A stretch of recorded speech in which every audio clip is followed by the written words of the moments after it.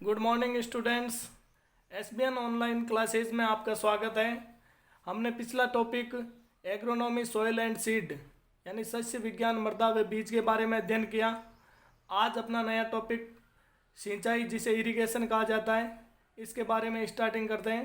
तो सिंचाई क्या है, सिंचाई की यानी मार्किंग दृष्टिकोण से ये 2 नंबर का चैप्टर होता है और इसमें जो एग्जाम में क्वेश्चन पूछे जाते हैं वो सिंचाई से संबंधित होते हैं कि सिंचाई की आवश्यकता क्यों पड़ी, सिंचाई पौधों में फसलों में किस समय करनी चाहिए, किस मात्राओं में करनी चाहिए और सिंचाई की क्या क्या विधियां हैं और इन विधियों में यानी कि जल मांग सूत्र हैं वो भी पूछे जा सकते हैं। तो इस प्रकार ये इससे क्वेश्चन पुटअप होते हैं। तो आइए देखें इस लेसन को। लेसन है सिंचाई जिसे इरिगेशन कहा जाता है और टॉपिक है आज का अपना सिंचाई। इसका सामान्य अर्थ होता है पौधों की वृद्धि के लिए जल की पूर्ति करना, यानी किसी भी खेत में जो फसल उत्पादित करना चाह रहा है किसान, उसमें उस पौधों की स्थिति और उनकी तापमान और अवस्थाओं के आधार पर जल की जो पूर्ति की जाती है उसे सिंचाई कहते हैं। और यदि एग्जाम में परिभाषाएं पूछी जाए तो इस प्रकार हम इसका आंसर दे सकते हैं कि पौधों की वृद्धि के लिए मृदा में आवश्यक नमी संभरण हेतु कृत्रिम रूप से पानी देने की क्रिया को सिंचाई कहते हैं। तो इस प्रकार लिखा जा सकता है। अब है कि सिंचाई की उद्देश्य।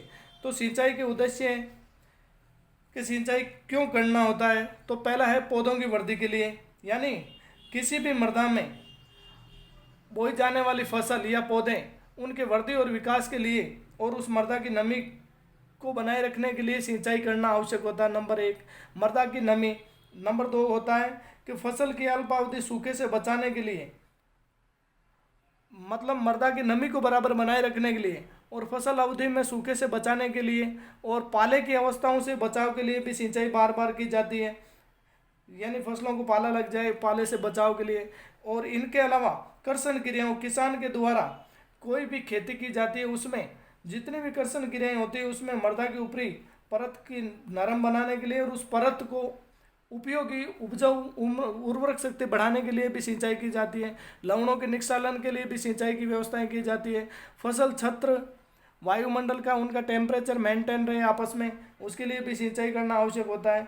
तो इस प्रकार किसान के द्वारा सिंचाई को पौधे की जो क्रांतिक अवस्थाएं होती है उनके आधार पर, यानी अंकुरण से पहले जब बुआई करनी है उससे पहले सिंचाई करते हैं, बुआई के बाद सिंचाई करते हैं जिसे निराई गुड़ाई है, निराई गुड़ाई के बाद सिंचाई करते हैं, पुष्पन क्रिया होती है तब भी सिंचाई की जाती है, फलन क्रिया स्टार्ट होती है तब भी की जाती है और फल पूर्ण पकाव पे होते हैं, दानों की अवस्था या फल है तो उस कंडीशन में भी सिंचाई करनी होती है। और टेम्परेचर की प्रतिकूल और अनुकूल परिस्थितियों में भी सिंचाई करना उसकी मांग के आधार पर किया जाता है। तो ये है सिंचाई के उद्देश्य। नेक्स्ट अपना टॉपिक है फसल में सिंचाई के आधार। अतः फसल में सिंचाई के आधार में हम ऐसा कह सकते हैं कि फसलों में उपयुक्त समय पर सिंचाई करने के लिए निम्नलिखित आधार अपनाए जाते हैं, जिनमें 3 आधार पहले हैं। एक तो पौधे के आधार पर कि पौधे की क्या अवस्थाएँ हैं, उनकी स्थितियाँ क्या है, उनकी जल माप स्थिति क्या है, तापमान कितना है या उनकी क्रांतिक अवस्थाएं कैसी, उस आधार पे।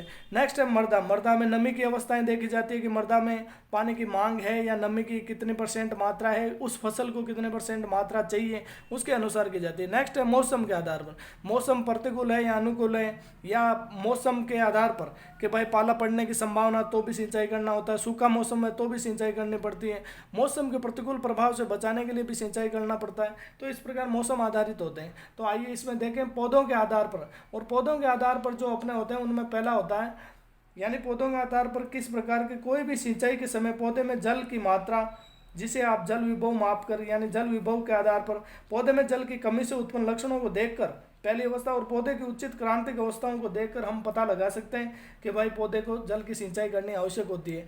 इनमें पौधे की पहला पॉइंट होता है पौधे की बाह्य स्थिति देखकर, यानी किसी भी प्रातःकाल या दोपहर के समय खेत में जाकर किसान ये देखें, ये ध्यान करें कि प्रातःकाल 2-3 दिन तक लगातार पत्तियां यदि मुरझाई हुई मिल रही है तो सिंचाई करना आवश्यक होता है, क्योंकि उस पौधों में जल की मांग है।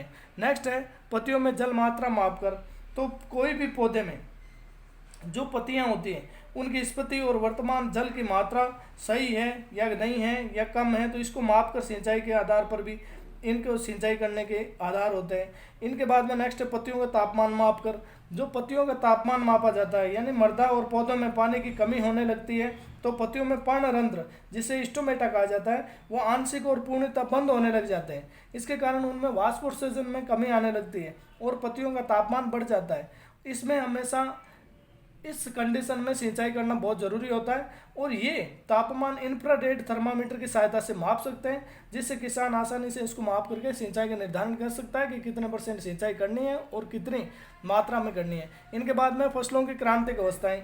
तो किसी भी फसल की क्रांतिक अवस्थाएं जो होती है, यानी अंकुरण से लेकर के, अंकुरण है उनकी, फिर प्रांकुर मूलांकुर की वृद्धि अवस्थाएं हैं, खरपतवार के समय उसकी वृद्धि अवस्था है, पुष्पन क्रिया है, और उनके बाद में जो फलन क्रिया है, फिर पकाव की है, दाना पकाव की है। तो ये सारी क्रांतिक अवस्थाओं के रूप में आती है। तो किसी भी फसल की जो क्रांतिक अवस्थाएं हैं उनमें पानी की कमी है या पानी कितने % चाहिए, या पौधों को बहुत क्षति होती है तो उस उपज कम होती है। ऐसी कंडीशन में इन अवस्थाओं को देखकर सिंचाई का आधार निर्धारित किया जाता है कि हमेशा क्रांतिक अवस्थाओं पर फसल में सिंचाई करना बहुत ज़रूरी होता है। अब क्रांतिक अवस्थाएं कैसी होती है, कौन सी होती है, तो आइए समझें इसे। जैसे गेहूं होता है, गेहूं में शीर्ष जड़ का निकलना नंबर 1, कल्ले का फूटना उसकी क्रांतिक अवस्था, बालियों का निर्माण होना, दाने का दूधी अवस्था प्राप्त करना और दाने की पकने की अवस्था, ये सारी गेहूं की क्रांतिक अवस्थाएं होती है। गेहूं जो एक रबी की फसल है, अक्सर सर्दी के मौसम में बुआई होती है। जो भी बुआई के समय रबी की फसल है, इसमें बुआई के 30 दिन बाद तक और दाने के समय ये क्रांतिक अवस्थाओं में काउंट होते हैं। चना है, उसमें फूल आने से पहले या फलियां बनते समय, सरसों में भी फूल आने और फलियां बनते समय सिंचाई होती है। अलसी में भी फूल आने और फलियां बनते समय सिंचाई करनी होती है। आलू में अंकुरण के समय और कंद बनने के समय सिंचाई करनी चाहिए। गन्ना होता है अंकुरण के समय, उसमें कले निकलते समय या बटवार के समय करनी चाहिए। कपास जो होती है उसमें डोडे की शाखाएं बनते समय या फूल आते समय या डोडे बनते समय सिंचाई करनी चाहिए। तंबाकू में चुटाई के समय करनी चाहिए। मूंगफली जब दाना बनना लग जाए उस समय उसमें सिंचाई करनी जरूरी होती है।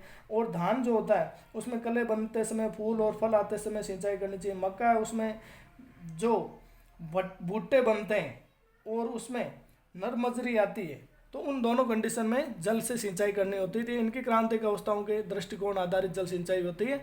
और कल नेक्स्ट टॉपिक है जो कल पढ़ेंगे। All the best, best of luck.